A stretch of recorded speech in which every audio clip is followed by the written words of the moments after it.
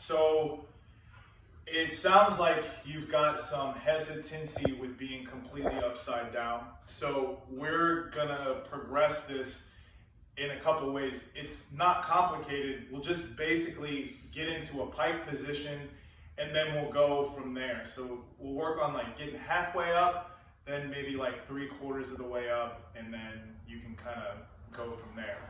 But I'm gonna start off from the very bottom. And I can do a push-up or not do a push-up. That part's not really important. But I'm gonna start from a plank.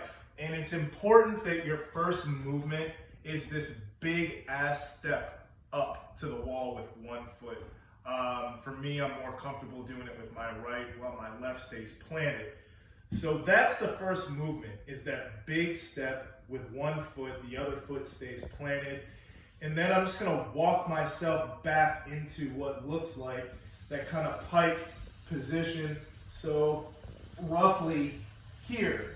So from here, I'm in that vertical spot. I'm just not walked all the way up onto the wall.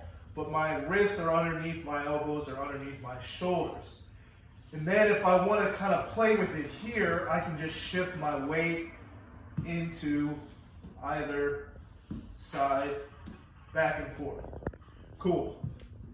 So once you're comfortable with that big step, getting into that sort of pike position, and then I can also move my hands back and forth, I can then begin to walk backwards. And although I may not walk all the way back, I can still get some movement back to a more vertical spot. So it could look like, once I get past that first progression, big step, other foot comes. Now I'm comfortable with picking up my hands. I can start to walk simultaneously my hands and my feet. So maybe I now get to here. So I'm about 45 degrees from the wall, give or take, but I'm closer to vertical.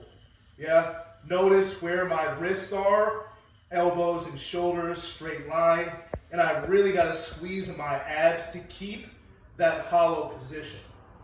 Cool? This is fun to do upside down. So you can see, I can keep kind of fucking around with that, but I'm just creating more distance as I go along and progress through it. From that first progression that I showed you to picking up your hands, that may take you a week. And then you get to the third one, it may take a few weeks. We don't need to rush it, but towards the end of the cycle, we should be able to get all the way back towards the wall. So let's go at it again. Let's film it this time, knowing that you don't have to get all the way to the wall. See where we're at, and we'll use that as kind of a gauge moving forward. Cool.